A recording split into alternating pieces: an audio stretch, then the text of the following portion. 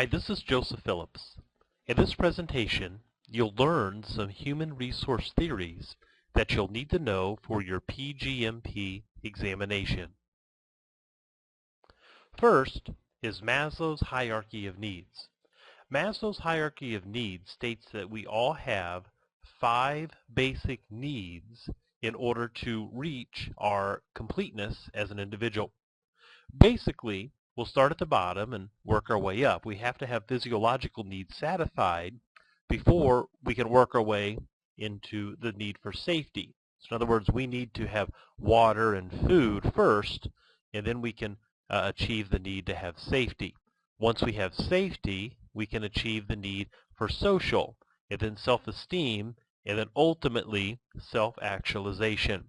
Self-actualization means that it's your calling, if you will. It's your purpose, your realization of why you exist.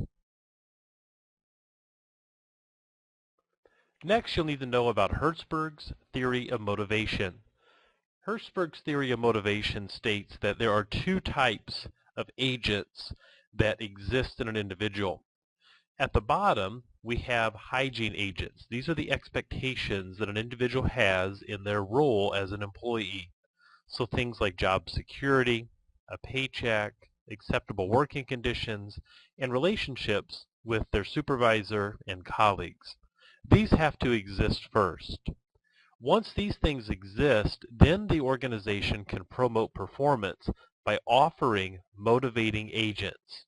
So these are things like opportunity, responsibility, more education, rewards and recognition, and so on. Now, motivating agents only work if the individual is actually interested in the motivating agent.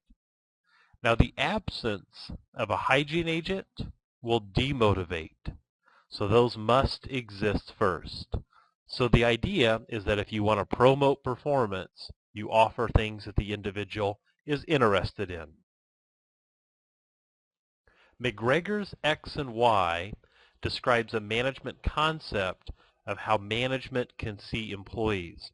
Now, a pedestrian view of this is that X people, or X managers, see their employees as lazy people. They avoid work, they can't be trusted, they have to be micromanaged. And then Y people, or Y managers, see their employees as self-led, motivated, and capable. Now, a more robust look at this means that a manager sometimes has to be in the role of X, that they do have employees that can't be trusted and that do avoid work and that they are lazy. Now, a Y manager, or that same manager rather, could go into the role and recognize that some of the employees are self-led and motivated and capable. So that's McGregor's X and Y. McClelland's theory of needs, this is similar to the Maslow's hierarchy of needs, but he's not concerned with those fundamental needs per se in this theory of physiological safety and esteem to the same extent that Maslow is.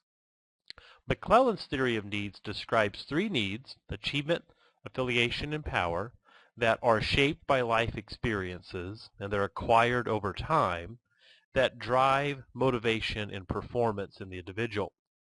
So while we may all have the need for achievement, affiliation, or power, there's typically one need that is more driving than the others.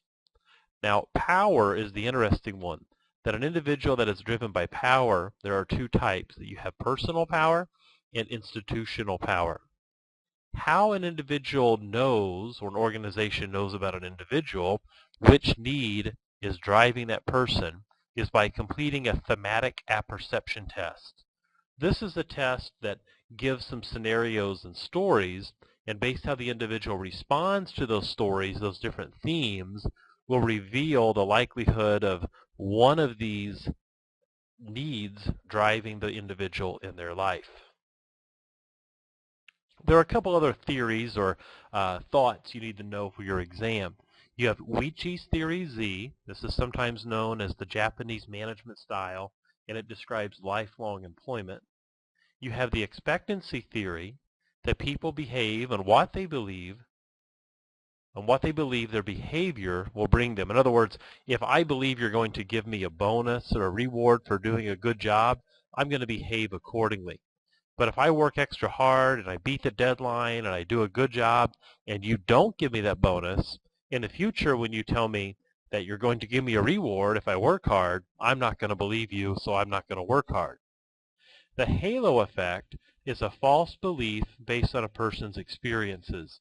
This is where you have a scenario where we have Jane is an excellent application developer, so surely that would mean she would be an excellent program manager or project manager for applications.